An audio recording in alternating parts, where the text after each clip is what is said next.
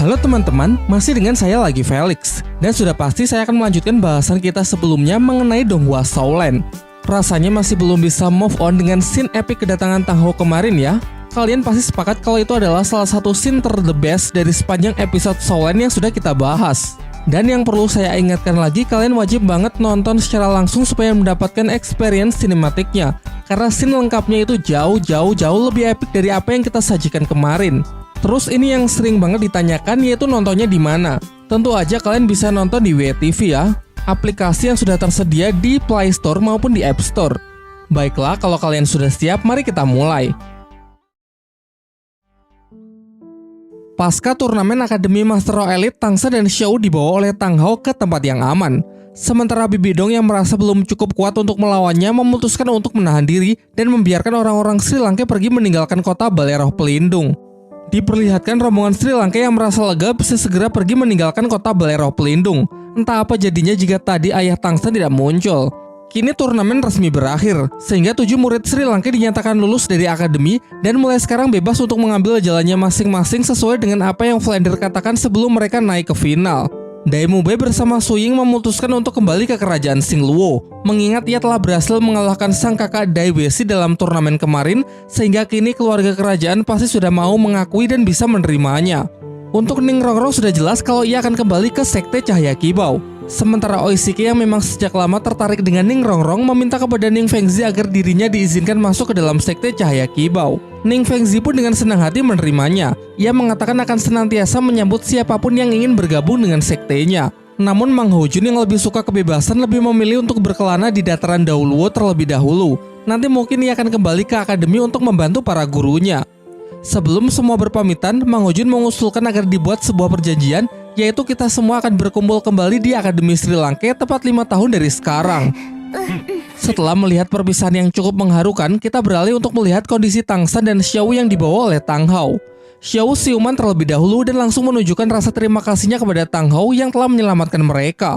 Tang Hou kemudian mengatakan kalau Xiao sangat mirip dengan ibu Tang San, yang mana ibu Tang San dahulu juga merupakan siluman roh yang bermutasi menjadi manusia. Ia juga menjelaskan kalau keberadaan Xiao di sampingnya bisa membahayakan nyawa Tang San. Karena sebagai siluman langka berusia 100.000 tahun, pasti nanti akan banyak master roh kuat yang mengincarnya, yang mungkin bahkan jauh lebih merepotkan dari Bibi Dong. Ia menyarankan agar Xiao kembali saja ke hutan tempat asalnya dan berpisah sementara waktu dengan Tang San. Setidaknya sampai mereka sudah cukup kuat untuk bisa saling melindungi dan melawan kerasnya dunia Daoluo. Tang Hou menegaskan kalau yang ia inginkan hanyalah supaya kisah tragisnya dengan ibu Tang San tidak terulang kembali. Xiao meminta untuk menunggu Tang San sadar terlebih dahulu supaya ia bisa berpamitan secara langsung. Namun Tang Hou tidak sependapat karena menurutnya itu hanya akan membuat perpisahan mereka semakin berat. Sampai akhirnya setelah memberikan ciuman perpisahan, dengan berat hati Xiao pun pergi meninggalkan Tang San untuk kembali ke tempat asalnya, yakni hutan pertarungan bintang. Ketika Tang San siuman, ia sangat gembira karena akhirnya ia bisa bertemu kembali dengan ayahnya setelah sekian lama. Ia baru sadar kalau Xiao sedang tidak bersama mereka. Tang Hou melarang Tang San untuk mencarinya lagi karena kini Xiao telah kembali ke tempat asalnya. Ia menjelaskan kalau Tang San sekarang masih belum cukup punya kekuatan untuk bisa menjaga Xiao. Seorang pria sejati juga harus belajar cara merelakan. Suatu hari ketika Tang San sudah memiliki kekuatan untuk bisa melindunginya, barulah waktu yang tepat untuk menemuinya kembali. Mengenai banyak hal termasuk masa lalu dari dirinya, Tang Hou mengatakan kalau masih belum saatnya Tang San mengetahuinya. Tang San masih belum cukup kuat untuk mengetahui semua kebenaran. Maka dari itu, mulai sekarang putranya tersebut akan berlatih di bawah bimbingannya secara langsung. Ia berjanji sampai nanti ketika Tang San sanggup memenuhi permintaannya, ia akan memberitahukan segalanya. Membahas mengenai Xiao, mengapa sebagai siluman roh berusia 100.000 tahun, Xiao tidak begitu kuat? Bukankah harusnya dengan pencapaian selama itu, seekor siluman roh sudah memiliki kekuatan yang setara dengan master roh bergelar Daoluo, bahkan mungkin saja lebih dari itu. Tang Hou pun kemudian menjelaskan alasannya kepada Tang San. Ketika sudah menginjak usia 100.000 tahun, seekor siluman roh dihadapkan pada dua pilihan. Pilihan pertama tetap hidup dengan wujud aslinya, namun paling lama hanya bisa bertahan selama 1.000 tahun sebelum akhirnya mati. Atau pilihan kedua yaitu bermutasi menjadi wujud manusia, kemudian mulai berlatih lagi dari nol, dan jika dalam wujud manusia bisa berlatih hingga mencapai level ratusan, maka ia akan mendapatkan keabadian. Namun jelas jalan kedua ini sangatlah beresiko, karena siluman roh yang bermutasi baru akan mencapai fase dewasa dan benar-benar menjadi manusia asli ketika sudah berada di level 60 ke atas. Kalau sebelum mencapai level itu ia bertemu dengan Master Roh bergelar Douluo, identitas aslinya pasti akan langsung terungkap sehingga akan menjadi sasaran empuk untuk dibunuh dan diserap cincin rohnya. Pembicaraan pun ditutup dengan Tang Ho yang menyuruh Tang Sen agar segera beristirahat karena besok ia akan mengajaknya pergi ke suatu tempat untuk mulai menjalankan latihan khusus di bawah bimbingannya. Keesokan harinya dimulailah perjalanan mereka yang sangat panjang. Sementara itu di sekte klan Cahaya Kibou, kita diperlihatkan Oishiki yang sedang memasak makanan. Diceritakan saat baru bergabung, Ning Fengzi benar-benar menyambutnya dengan baik dan mengatakan kalau Oishiki adalah Master Roh jenius yang kelak akan sangat berguna bagi sektenya. Setelah makanan siap, ia pergi ke taman untuk memberikannya kepada sang pujaan hati Ning Rongrong. Di sini dengan raut wajah yang sedih, Ning Rongrong mempertanyakan mengapa Oishiki sangat baik kepadanya. Oishiki pun kembali mengungkapkan bahwa sejak dulu ia memang sudah jatuh hati kepada Ning Rongrong. Mungkin pada awalnya Oishiki adalah tipe orang yang paling cari aman dan hanya ingin hidup tentram. Namun pertemuannya dengan Ning Rongrong benar-benar telah mengubah dirinya. Ia bahkan berkali-kali membahayakan dirinya sendiri dan nyaris berkorban nyawa demi untuk melindungi wanita pujaannya tersebut. Tetapi terlepas dari itu, Oishiki memiliki sebuah kegelisahan. Ia sadar betul kalau dirinya yang biasa-biasa saja tak akan pernah bisa disandingkan dengan Ning Rongrong yang kelak akan menjadi pemimpin bagi klan Cahaya Kibou. Ia juga paham kalau cinta memang tidak harus memiliki. Oleh karena itu dengan berat hati ia berniat untuk pergi dari sekte supaya ia bisa melupakan Ning Rongrong. Ning Rongrong kemudian menyatakan kalau sebenarnya ia juga menyukai Oishiki, tetapi di sisi lain ia tidak bisa melawan aturan sekte. Ia kemudian menjelaskan kalau setiap garis keturunan dari sekte Cahaya Kibou adalah Master Roh tipe support, sehingga dalam memilih pasangan diharuskan memilih seorang Master Roh tipe penyerang. Tentu sebagai satu-satunya calon penerus dari kepemimpinan sektenya, ia harus mematuhi aturan tersebut. Jadi karena Oishiki bukanlah Master Roh tipe penyerang, maka sudah jelas hubungan mereka tidak akan direstui. Namun Oishiki menegaskan bahwa ia tidak akan menyerah begitu saja. Kini setelah mengetahui alasan tersebut, ia pun mulai menentukan tujuan dan membulatkan tekadnya. Maka dari itu ia meminta agar Ning Rongrong bersedia untuk menunggunya maksimal 10 tahun. Jika setelah 10 tahun ia belum kembali, maka Ning Rongrong bebas untuk menikah dengan orang lain. Diperlihatkan Ning Fengzi yang sangat respek dengan keteguhan dan kesungguhan dari Oishiki. Ia pun bersedia untuk memberikan kesempatan kepada pemuda tersebut untuk berjuang demi membuktikan kelayakannya.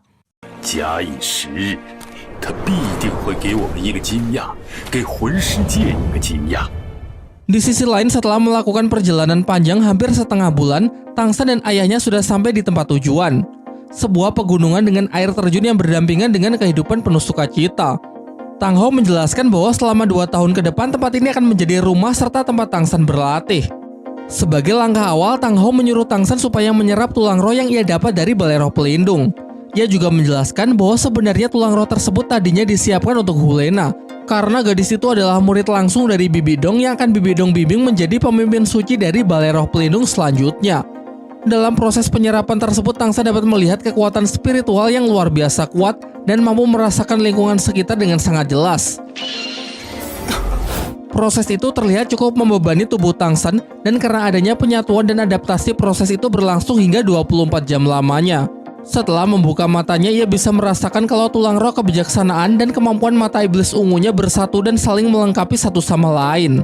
Kini ia bahkan sanggup melihat dengan jelas puncak dari gunung salju sejauh lebih dari 200 meter di balik hutan. Dalam latihan khusus berikutnya, Tang Ho menyuruh Tang Sen untuk memanjat tebing pada air terjun yang sangat curam dan licin tanpa menggunakan kekuatan roh. Di puncak terdapat aliran air paling kuat yang menjadi media dalam melatih teknik palu acak miliknya. Jika Tang Sen berhasil bertahan dan menyelesaikan 9.981 pukulan tanpa cacat sedikit pun, maka latihan tahap pertama ini akan selesai. Namun 4 hari sudah berlalu semenjak latihan ini dimulai. Jangankan mendaratkan 1 pukulan, untuk bisa berdiri dengan stabil di atas tebing air terjun saja Tang Sen masih benar-benar kesulitan. Sampai setelah mencoba kesekian kali, ia berhasil melihat celah, menemukan cara untuk bisa berdiri dengan stabil dan mulai memukul. Derasnya aliran air terjun divisualisasikan sebagai seekor naga air yang menerjangnya berulang kali.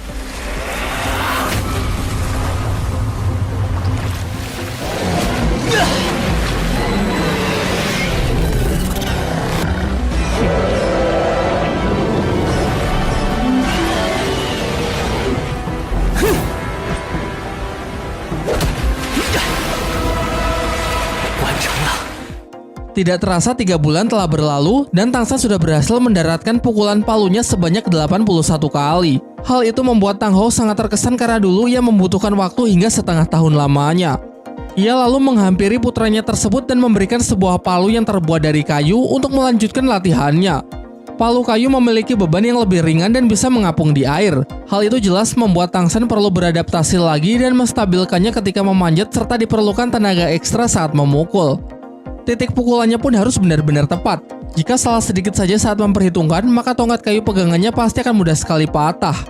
Terlihat dari banyaknya tumpukan palu kayu yang patah, Tang San benar-benar berlatih keras siang dan malam hingga menemukan klik antara teknik palu acak dengan teknik rahasia dari Sekte Tang yang ternyata bisa dikombinasikan saat menyerang, meningkatkan daya serang dan tingkat akurasi yang sangat tinggi.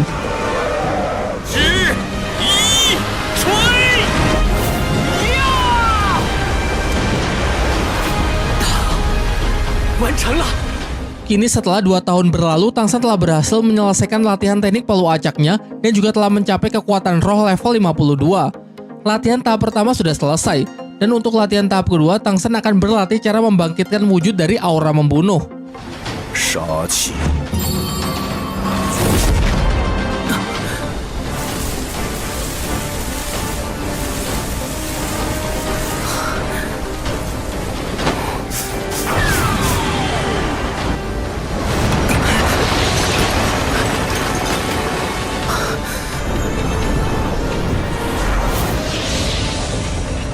Aura ini memiliki efek intimidasi yang sangat kuat dan membuat lawan berada dalam tekanan tanpa menyentuhnya. Tang Hou mengatakan kalau Tang San bisa membangkitkan aura membunuh di sebuah tempat yang disebut dengan kota pembantaian. Bicara soal kota pembantaian, di sisi lain Hu Lena yang masih belum terima dengan kekalahannya dari Tang San pergi menemui Bibi Dong untuk memohon agar dirinya diizinkan berlatih di sana. Ia juga ingin pergi tanpa pengawalan dari siapapun, karena menurutnya jika Master Krisan selalu melindunginya dari bahaya, maka secara tidak langsung potensinya akan lambat berkembang sehingga pasti akan semakin tertinggal dari Tang San. Pada awalnya Bibi Dong sempat ragu, karena berlatih di kota pembantaian memiliki resiko yang terlalu besar. Bahkan kabarnya hanya sedikit orang yang bisa kembali dengan selamat setelah menginjakan kakinya di tempat tersebut. Namun setelah melihat tekad dari Hu Lena yang begitu kuat, Bibi Dong pun memberinya izin dan menyuruhnya untuk menyerap sebuah tulang roh kepala terlebih dahulu sebelum berangkat, tentu dengan harapan murid kesayangannya tersebut bisa kembali dengan selamat.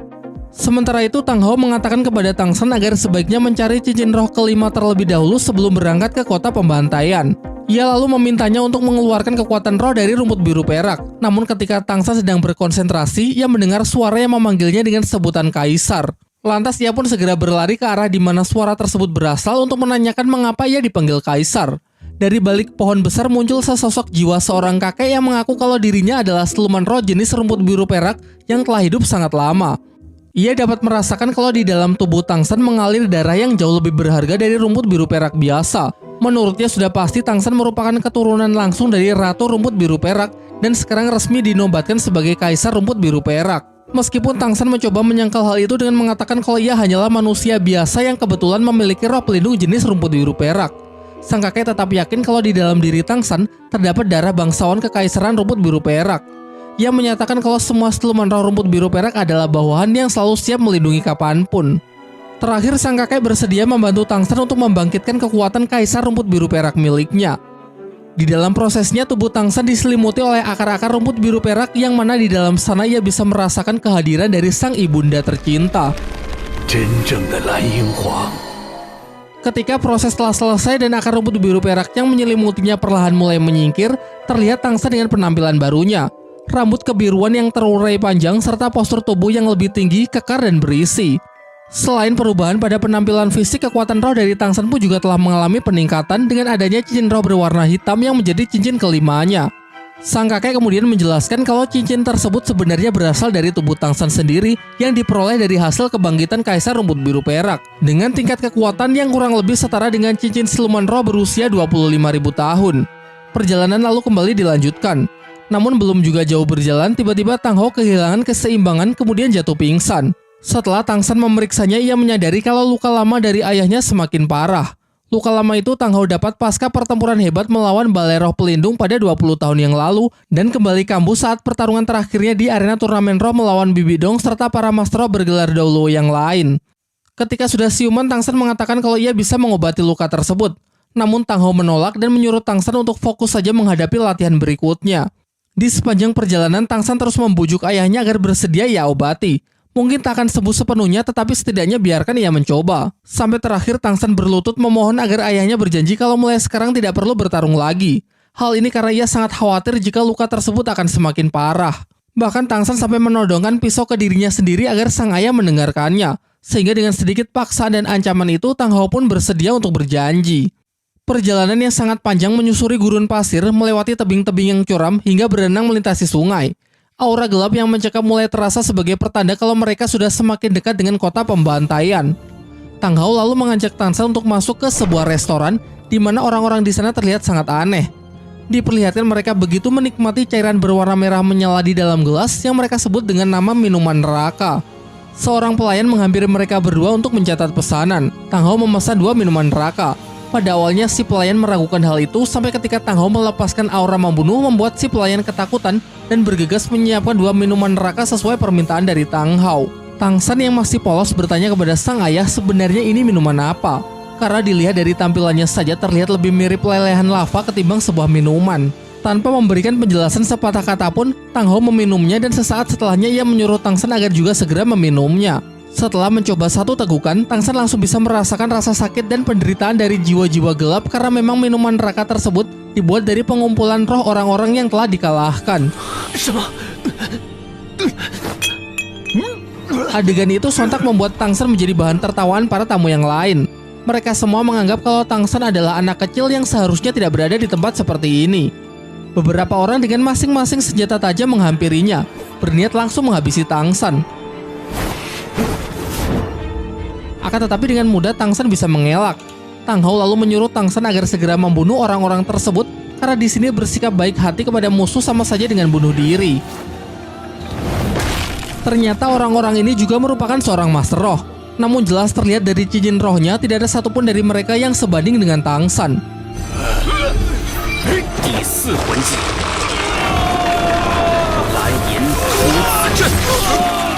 Tang Hao kemudian menjelaskan bahwa mulai dari sini Tang San harus bisa mengandalkan kemampuan diri sendiri dan siap menjatuhkan siapa saja yang berpotensi menjadi ancaman. Inilah bentuk latihan yang harus Tang San lewati kali ini, yaitu menjadi pemenang dari arena neraka di kota pembantaian dan mampu keluar hidup-hidup. Melalui kemampuan dari mata iblis ungunya, Tang San bisa melihat jiwa-jiwa dari orang-orang yang telah ia bunuh terhisap ke dalam bawah tanah. Dan benar saja, ketika ia menghancurkan lantai menggunakan palu Haotian, ia berhasil menemukan jalan untuk memasuki kota pembantaian. Setelah masuk, terlihat kalau ia seakan berada di dimensi yang berbeda. Langit nampak mengerikan dengan warna merah darah. Ia disambut oleh Bibi Dong, namun tentu saja itu hanyalah sebuah ilusi yang tercipta dari kebencian di pikiran Tang San sendiri. Semua kepalsuan visual itu pun dapat ia akhiri dengan tatapan mata iblis ungu yang memang salah satu dari kemampuannya adalah menghapus segala macam jenis ilusi. Ketika baru akan melewati gerbang, seorang penjaga berkuda menghadangnya dan mengatakan jika ingin masuk ke kota pembantaian, Tang San harus bisa mengalahkannya terlebih dahulu. Tanpa banyak bacot, langsung gaslah. Hanya dengan sekali pukulan menggunakan palu Haotian, penjaga itu pun langsung KO. Ia mengaku kalah dari Tang San dan memberi Tang San sebuah benda yang bertuliskan nomor peserta menjadi semacam surat izin untuk masuk ke dalam kota pembantaian. Belum juga jauh berjalan, ia disambut oleh seorang wanita misterius yang mengaku kalau dirinya adalah pembimbing dari para master yang baru datang ke kota pembantaian. Kemudian dijelaskan kalau kota pembantaian didirikan sejak 1000 tahun yang lalu. Tidak ada yang tahu pasti siapa pendirinya. Namun berdasarkan legenda, dahulu ada seorang master roh yang sangat kuat. Setelah menembus level 100, ia datang dan membangun tempat ini. Ia juga menjelaskan bahwa di sini kekuatan roh pelindung bisa digunakan. Namun teknik atau skill dari cincin roh akan ditahan sehingga tidak bisa digunakan. Hukum dan aturan tidak berlaku di sini. Dengan kata lain, tempat ini bisa dikatakan sebagai taman bermain dari kejahatan. Ia juga menegaskan bahwa orang-orang yang sudah masuk ke sini tidak akan pernah bisa keluar lagi. Sebagai contoh, tepat di hadapan mereka ada seorang master roh yang mencoba melarikan diri karena sudah tidak tahan lagi dengan kekejaman dari kota pembantaian. Namun sebelum sempat melewati gerbang, kawanan kelelawar langsung membunuhnya. Namun sebenarnya masih ada satu cara untuk bisa keluar dengan selamat, yaitu dengan menjadi pemenang di arena neraka pembantaian. Mereka kemudian bisa keluar melalui jalur neraka dan akan mendapatkan gelar sebagai dewa pembunuh. Ya, meskipun peluangnya sangat kecil karena dalam 1000 tahun terakhir tercatat hanya ada 8 orang yang sanggup melakukannya. Tentu saja Tangsan tidak akan melewatkan kesempatan ini. Ia pun meminta kepada wanita itu untuk mengantarnya menuju arena neraka pembantaian. Dalam perjalanannya tanpa disangka Tangsan bertemu dengan Hulena.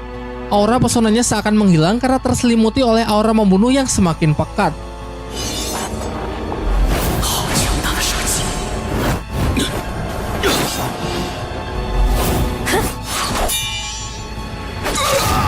Di sini Hulena tentu saja tidak mengenali identitas dari Tangsan karena penampilannya yang terlihat jauh berbeda dari Tangsan yang dulu pernah ia lawan. Dijelaskan bahwa Hulena sudah datang ke kota pembantaian dari setahun yang lalu.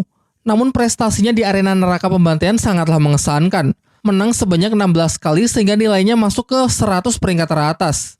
Memasuki arena neraka pembantaian, sebuah ajang pertarungan dari para Master Roh yang sangatlah brutal.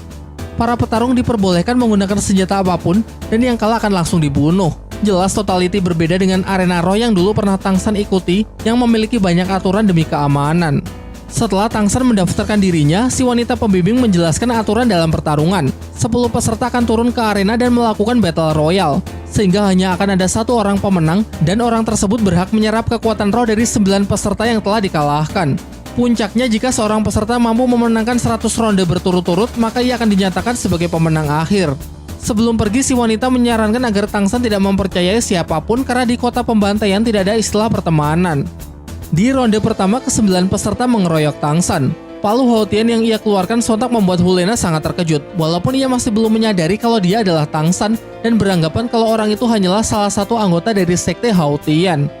Tidak butuh waktu lama, Tangsan pun bisa meringkus musuh-musuhnya. Meski sayangnya kita tidak diperlihatkan scene pertarungan tersebut. Pada ronde-ronde berikutnya, Tangsan semakin tidak menunjukkan belas kasihan. Tanpa ragu sedikit pun ia membunuh satu persatu musuhnya. Waktu terus berlalu, pertarungan demi pertarungan telah Tangsan lewati hingga mendapatkan total kemenangan sebanyak 67 ronde.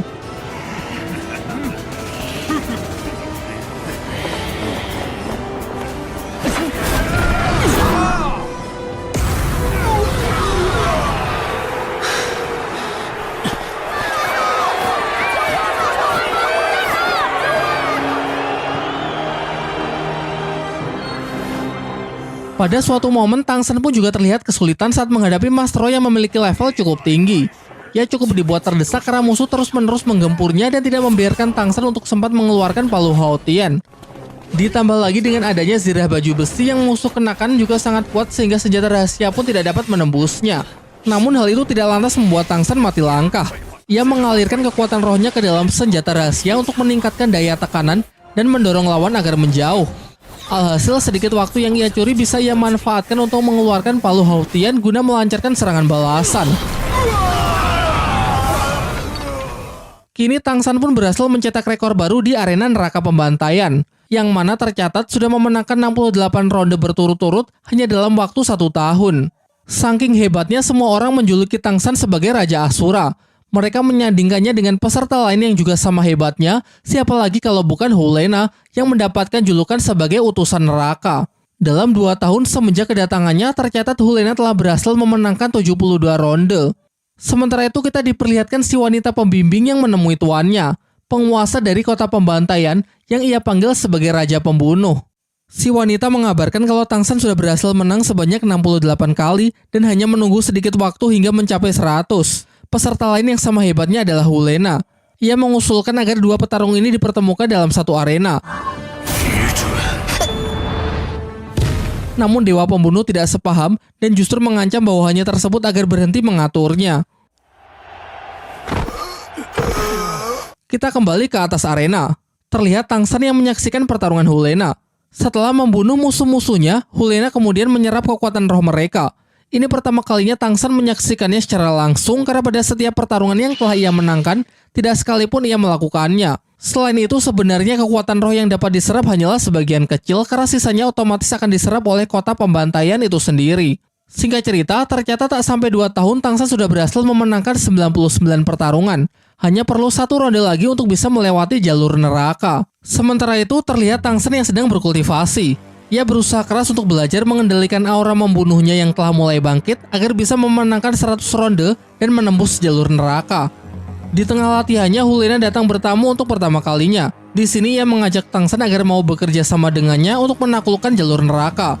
Karena jalur neraka adalah tempat yang sangat berbahaya. Namun benefit yang didapat juga sebanding, yaitu kemampuan yang dapat menyerap aura membunuh dan menyatukannya dengan kekuatan roh pelindung. Kemampuan khusus itu disebut domain dewa pembunuh. Pada awalnya Tang San meragukan tawaran tersebut, mengingat di kota pembantaian tidak mengenal hubungan pertemanan apalagi kerjasama. Untuk menanamkan kepercayaan kepada Tang San, Helena menceritakan mengenai latar belakangnya. Ia mengaku kalau dirinya berasal dari Balai Roh Pelindung, merupakan murid pilihan dari pemimpin suci, dan kedatangannya ke sini semata-mata hanya untuk berlatih karena di masa depan ia akan dinobatkan menjadi pemimpin suci selanjutnya menggantikan Bibi Dong. Setelah dipikir-pikir, kerjasama ini memang cukup menguntungkan sehingga Tang San pun sepakat. Namun ia masih ingin menyembunyikan identitas aslinya. Ia lalu membuka topeng dan mengaku kalau ia bernama Tang Yin. Keesokan harinya Tang San memulai ronde ke-100-nya. Lawan-lawannya kali ini cukup berat, yang mana mereka adalah para Master Roh yang telah mencapai level 80. Tetapi karena di kota pembantaian tidak bisa menggunakan skill dari cincin roh, jelas membuat Tang San lebih diuntungkan karena ia mampu bertarung tanpa menggunakan skill dari roh pelindungnya. Sementara penggunaan dari palu Haotian tidak dilarang karena Tang San memang tidak pernah menambahkan cincin roh ke palunya tersebut.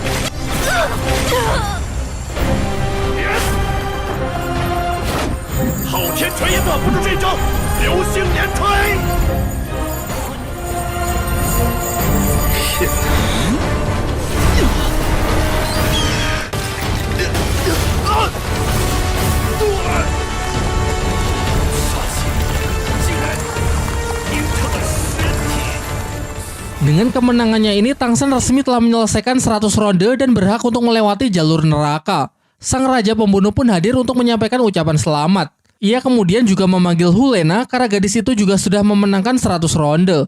Raja Pembunuh kemudian memberikan gelar Dewa Pembunuh kepada mereka berdua tanpa harus menaklukkan jalur neraka. Namun Helena yang menyadari kalau si Raja Pembunuh hanya ingin menghalangi mereka untuk mendapatkan kemampuan domain Dewa Pembunuh, menolaknya dan tetap bersikeras ingin pergi melewati jalur neraka. Dikarenakan memang begitulah aturannya, Raja Pembunuh pun juga tidak bisa menahan mereka berdua, sehingga mau tidak mau ia tetap membukakan pintu menuju jalur neraka.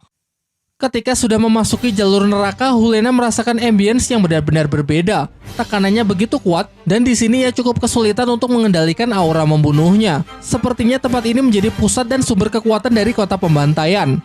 Melalui mata iblis ungunya, Tang San dapat melihat kumpulan kekuatan roh hasil hisapan dari orang-orang yang telah dikalahkan. Dengan seutas tali yang digunakan untuk saling mengikat, mereka berdua pun mulai berjalan menyusuri jalur neraka. Belum jauh berjalan, Tang San melihat kerangka manusia yang mungkin mati saat mencoba menaklukkan tempat ini. Tepat di bawah tangannya terdapat goresan darah yang bertuliskan, "Kamu telah mengkhianatiku." Menurut Helena, kemungkinan orang itu menuliskannya dengan jari sesaat sebelum kematiannya. Dan kelihatannya mereka mati karena saling mengkhianati. Tak lama setelah itu mereka dikejutkan dengan kemunculan segerombolan kelelawar penghisap darah yang datang dan mengelilingi mereka. Di waktu yang bersamaan tiba-tiba aura membunuh di dalam diri Helena keluar secara tidak terkendali. Ia pun nyaris membunuh Tang San. Untung saja Tang San masih memiliki kemampuan unik, yaitu medan rumput biru perak yang bersifat melindungi dan menenangkan emosi. Terlihat berkat itu perlahan-lahan Helena bisa kembali mengendalikan dirinya. Kemampuan dari medan rumput biru perak Tang San dapat ketika kaisar rumput biru peraknya telah dibangkitkan.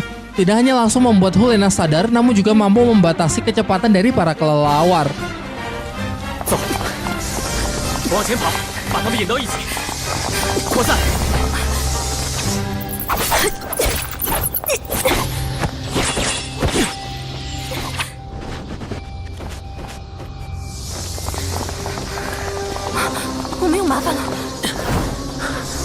Masih berupaya menghindari para kelelawar yang mengejar, datang lagi satu kelelawar yang memiliki ukuran jauh lebih besar berkepala 3.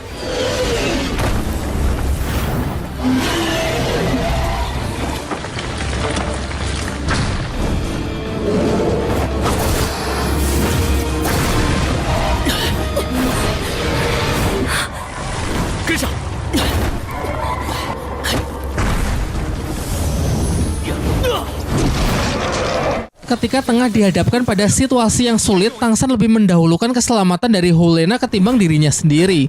Pengorbanannya itu membuat Helena semakin bersimpati kepada pemuda yang ia panggil Tang Yin tersebut. Ia bahkan mengabaikan ucapan dari Bibi Dong yang berpesan untuk tidak peduli kepada siapapun. Keadaan kembali memburuk dengan bangkitnya kelelawar raksasa yang ternyata mampu beregenerasi, padahal sebelumnya sudah mereka kalahkan. Tang San pun mulai kembali aktif untuk mencari titik kelemahan musuh. Mata adalah bagian vital yang menjadi targetnya. Namun sayangnya kedua bola mata juga mampu beregenerasi dalam sekejap, sama halnya dengan bagian-bagian tubuh yang lain. Sampai akhirnya dengan bantuan dari tulang roh kebijaksanaan, ia tahu cara membunuh si kelelawar, yaitu dengan cara menghancurkan ketiga kepalanya di waktu yang bersamaan.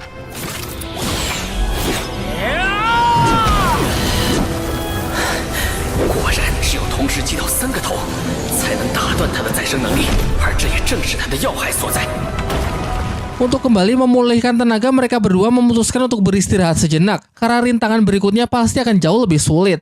Berniat melanjutkan perjalanan, namun akibat tekanan dan suhu di sekitar yang semakin meningkat membuat Helena cepat lelah dan kehilangan banyak kekuatan roh.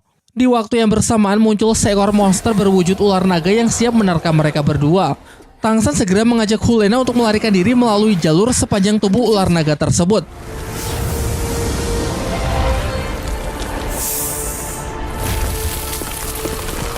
Ketika mencoba melompat ke seberang jembatan yang sebagian sudah hancur, ternyata ular naga tiba-tiba muncul dari bawah, membuka mulutnya lebar-lebar dan siap menelan mereka. Dalam situasi tersebut, lagi-lagi Tang San lebih mengutamakan keselamatan Helena terlebih dahulu.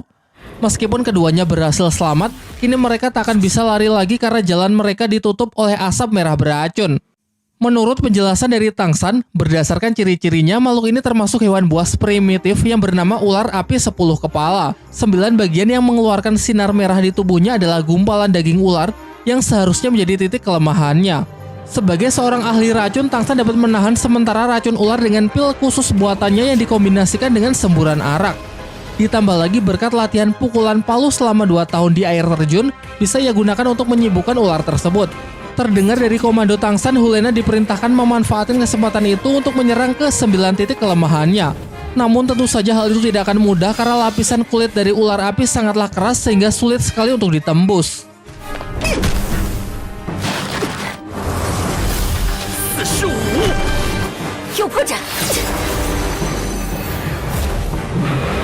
Kerjasamanya dengan Helena sanggup menghancurkan ke-6 titik dari sang ular api. Kini tersisa 3 lagi untuk melumpuhkannya. Namun sang ular api memperkuat pertahanannya, membuat tekanan yang sangat kuat dari tenaga dalam, dan mulai memusatkan kekuatan untuk menciptakan serangan ledakan supermasif. Melompat dan melepaskan teknik palu acak. Sepertinya Tang San ingin mengacaukan persiapan dari jurus makhluk itu sebelum energi yang dipusatkan cukup untuk meledak. Tang Hao yang berada di luar bahkan bisa merasakan dahsyatnya ledakan tersebut. Mengingatkannya pada masa lalu yang mana dulu ia juga hampir gagal melewati jalur neraka saat berhadapan dengan ular api 10 kepala.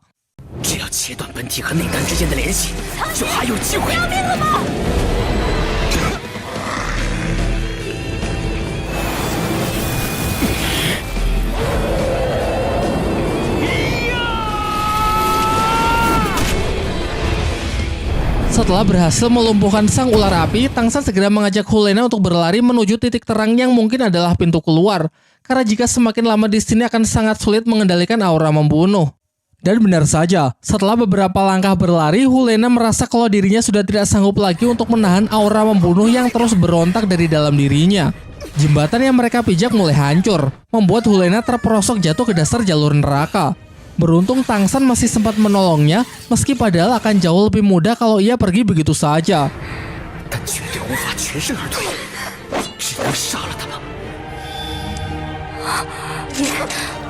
Helena mengatakan kalau ia benar-benar sudah tidak kuat lagi. Ia pun hanya bisa pasrah dengan meminta Tang San agar memukulnya hingga pingsan lalu membawanya bersama keluar dari tempat ini. Kini Tang San pun mulai sadar bahwa hal paling mengerikan dari jalur neraka sebenarnya adalah iblis di dalam hati. Ia bersyukur memiliki teknik medan rumput biru perak dan tulang roh kepala kebijaksanaan yang bisa ia gunakan untuk tetap menjaga kesadarannya. Minuman neraka yang berada di bawah tercipta dari jiwa para master yang telah gagal. Walaupun dikatakan jika meminumnya dapat meningkatkan kekuatan, sebenarnya efek samping yang merugikan jauh lebih besar. Sebelum pergi, ia menjatuhkan salah satu tanaman langkanya, yaitu ciuman darah angsa, yang ia jelaskan dapat meningkatkan racun yang terkandung di minuman neraka tersebut hingga ribuan kali lipat. Setelah memberikan hadiah kecilnya untuk si Raja Pembunuh, Tangsan segera menggendong Hulena untuk segera keluar dari tempat terkutuk tersebut. Namun masalahnya pintu keluar berjarak 200 meter di atasnya. Tentu rumput biru perak terbatas sepanjang 120 meter belum cukup untuk bisa menjangkaunya. Situasi semakin diperburuk dengan kemunculan kelelawar raksasa berkepala 3 yang harusnya sudah mereka kalahkan. Sepertinya makhluk itu bisa kembali bangkit setelah menyerap kekuatan jiwa di dasar jalur neraka. Setelah cukup mengkalkulasi jarak itu harusnya bisa Tangsan jangkau dengan lompatan tulang roh kaki laba-laba, tembakan dari senjata cakar terbang yang disambungkan ke rumput biru perak. Namun Tangsan kurang memperhitungkan beban yang bertambah karena ia sedang menggendong Hulena, sehingga usahanya hampir gagal. Untung saja di timing yang tepat ia bisa memanfaatkan tembakan dari mata iblis ungu yang ia pusatkan untuk menciptakan gaya dorong.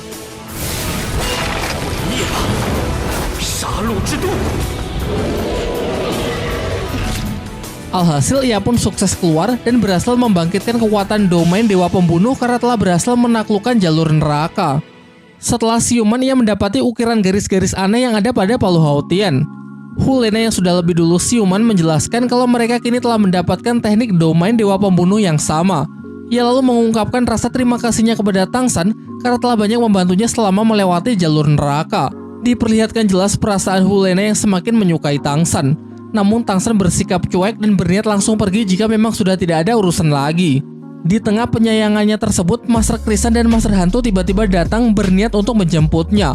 Sementara itu, Tangsan kembali bertemu dengan ayahnya dan menceritakan bahwa selama 2 tahun ini ia telah berusaha keras hingga berhasil membangkitkan kekuatan domain Dewa Pembunuh.